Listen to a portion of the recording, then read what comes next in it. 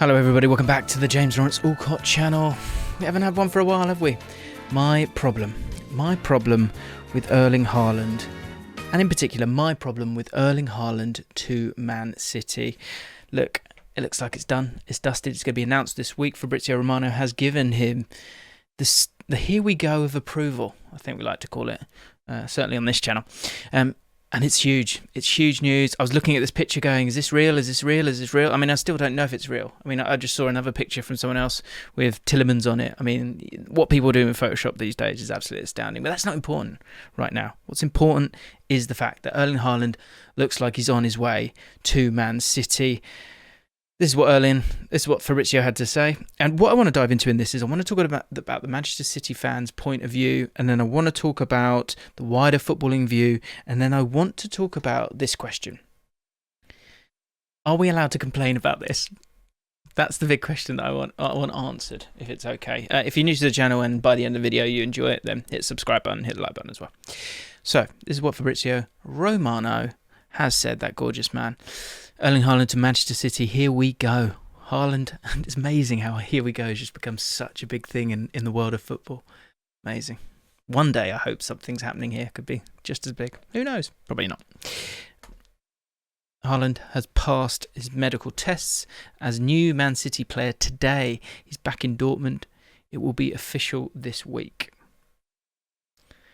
Man City told the Borussia Dortmund board that they will activate the release clause closer to 60 million euros than 75 million in total. Now, first things first, let's congratulate Fabrizio Romano on the likes on that tweet. It's absolutely incredible. 250,000 likes on a tweet. Absolutely incredible stuff.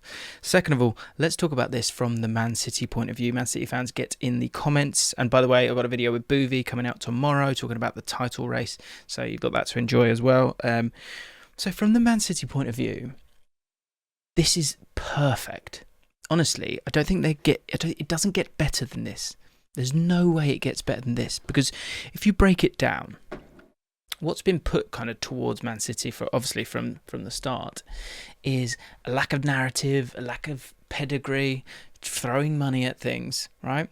So when Man City sign players, and let's have it right, yes, they've spent a hell of a lot. They spend more than anyone else when it comes to the squad that they've got right now, alongside Manchester United. So when it comes to this signing, especially the year after you spent 100 million on a player who doesn't start in a Champions League semi-final, this kind of signing ticks every single box that you as a Man City fan would want to tick to have the sort of moral high ground, right? First of all, the wage structure. Now, he's going to earn ridiculous money. 350 a week, apparently. Not pounds, hundreds of thousands of pounds. 100,000 pounds. Now, that is a hell of a lot. But it's going to be the same amount as Kevin De Bruyne. That does make him the highest earner. That does make an extortionate amount of money, comparatively to other industries, of course. But he's, it's not going from 350 to 500. Because that would just be a case of, look, we're just going to throw money at it because we can do that. So when you're looking for the higher ground, you kind of tick that one somehow. Somehow we're living in a world where you can get 350,000 a week, and that's ticking a box, but that you're not throwing money at it. But it's for a striker. But it does somehow. Story, second of all. Story's really, really important when it comes to Erling Haaland, for himself and for the club. And there's a really nice narrative there. Alfie Haaland, of course, played for Man City. Obviously loved that club. Played for Leeds United as well, but Leeds United don't have the same financial might as Man City, and so aren't in the running to buy someone like Erling Haaland. They've got Gelhardt anyway. They don't need him. But to go and get him, and for there to be that clear story, I think it actually makes it very, very easy for Erling Haaland himself to, make this about something that matters. Yes, the project. Yes, Pep Guardiola, who is obviously going to be a huge draw in terms of Erling Haaland going to that club, because it's obviously going to develop him as a footballer. But the fact that he wants to go home to Man City is amazing. And Man City fans can truly enjoy that. Truly, truly enjoy that. And it's tough, I talk about that with Boovy. I think it's very hard to be a Man City fan, weirdly, because of, any kind of success or any kind of any good moments, you almost kind of go, well, yeah, but you're Man City. And that's a difficult thing for people to deal with, I would imagine. I'd find it. I don't think I would like it. So for Erling Haaland to come through the door and to have someone who's got that story, who's a Man City guy, you could imagine Man City fans saying he's one of our own because of that connection through his father. And that's a really nice thing that allows you to kind of create that loophole, whereas otherwise it would just be a case of you're not going to the team with pedigree, you're going to the team with money. So again, fits it perfectly. Next up, for Man City, quality. If you want a quality striker, Erling Haaland is obviously the guy. He's got 15 years left to continue to be one of the world's best. It looks like it's going to be him and Mbappe taking over from Ronaldo and Messi in terms of that battling it out for Ballon d'Ors, of course, alongside the likes of Salah and Lewandowski and all the other players.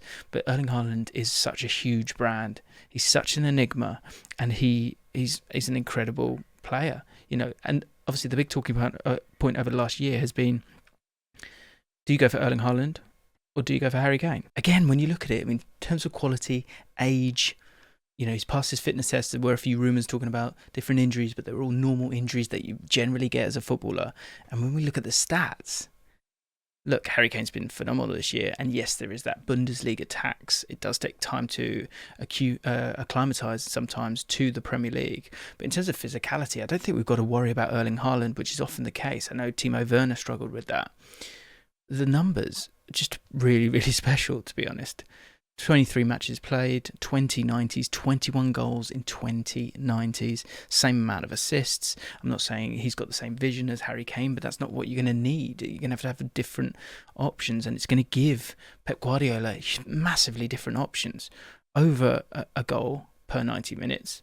It's just absolutely incredible stuff, and he's been doing this year on year on year, and he has had a better season than Harry Kane. Maybe we should expect that with him being in the Bundesliga, but still, to get someone who is this good, this young, and is going to go into a team this good, who needs this one element of a striker who is a fox in the box, but also has ability to drive quickly with the counter-attacks with certain teams, especially in the Champions League. This is a thing we spoke about the other week, last week when they went out to Real Madrid.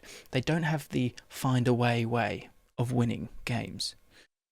In the video I've done with Bouvie, he talks quite well actually about the difference between control, which is what they have and works so well in the league format, and then what you need sometimes to get you through in the cup competitions. And that is something that has been missing for Man City. And now, with Erling Haaland, it changes everything. And then the final thing is the price. It's a really good price. It's stupidly cheap. It's stupidly good value. So for Man City, this ticks absolutely every single box you could ever want. Now on to wider football. And my problem with this. And my problem with this is actually the question of, can we complain about this? Because wider football will go, here we go. And wider football will go, instinctually, will go, well, this is it now. This is it, game over. Like, what is the world supposed to do when it comes to football? With Man City as good as they are, and now with quite possibly the best striker of his generation in the side, what are you supposed to do? Now, football will carry on, and teams will still be competitive, and I would imagine there will still be a new way of stopping this Man City side, but no one's really stopping them now too much, to be honest. You've got to be perfect to win the Premier League right now. The big question will continue to be, are there other teams that can start to dominate to allow themselves to compete with this Man City side? I think they are. When you get higher and higher and higher up, the margins are so small, but also in terms of going from here to here, here to even higher, that there is almost a ceiling. And that's the beautiful thing about football, is that there's a million different variables, and it's a low scoring game. And I say this a lot on the channel, and I think it's a really important point because it gives people hope. It will give us all a bit of hope. I think a lot of people over the next 5-6 years will go, this is ridiculous. What are we supposed to do here? what I would say to that is, first of all, Man City's team will have to evolve. I think they'll be able to do that. They have some players that are starting to get that little bit older, like De Bruyne, Gundogan, Fernandinho as well. But with those new players coming through, Bernardo Silva's got a good few years left. Jesus has got that little bit better. You know, Rodri's getting better every year on year. Diaz is still, 24? So, look, the facts are that Man City are here to stay. Absolutely. Absolutely. So, on to that final question. Because it's a bit of a kick in the gut in the fact that you want teams to not be completely impenetrable. And for a team that's so dominant with possession, to have such firepower up top is outrageous. What will be interesting is that when they've played with the false nine, what they've done is then be able to work in this sort of this area between the lines of the defence and the midfield. And when that's happened, they've been pretty electric with those third man runs and those 5 players across the pitch that they like to get into those positions. What will be interesting now is what Haaland does in terms of his hold-up play. But I go back to it, and I've got his stats here. The guy's a joke. Top 2% in a hell of a lot of different things in the top 5 leagues. I believe he's going into the best league in world football, but I also think he will get more chances than he was getting at Borussia Dortmund. Will he be able to take those chances? That will be interesting. That will be different. Will he be playing in a different amount of space? Yes, it will be less. But I think his hold-up play will get better and better. I think there's some areas where he can improve, but I think it's partly down to the style of play that he has with Dortmund. You know, the passes attempted will go up. The pass completion will go up, I would imagine. I think there might be times where he completely stays out of it. Who knows? But his touches in the penalty box, already in the top 5%, will go through the roof. And his opportunities will continue, and he will continue to score goals. So can we complain about it? That's the big question. That is my problem. The problem is, because sometimes you like to complain, don't you? Sometimes you go, well, hang on a minute, I'm a QPR fan. How the hell are we supposed to ever get anywhere near this? Like, the chasm is just getting bigger and bigger and bigger. My problem is we can't complain because of the reasons that I've said. Is he within the wage budget? Yeah. Will someone like Salah be earning more? Yeah. Does he have a connection to the club? Yes. Has he cost too much? No. So my problem is I'm not allowed to complain about this one. I mean, they're going to be frightening. I'd love to know what people think. How well he'll fit in. How well he'll acclimatise to the Premier League. Will he be the top scorer next year? And is he a better pick than Harry Kane? Let me know if you're a Man City fan, or of course a fan in general. Hope you like this little quiet James, a little night voice. Speaking for you guys, the silent majority. Love you guys. Hope you enjoyed the video. See you next time.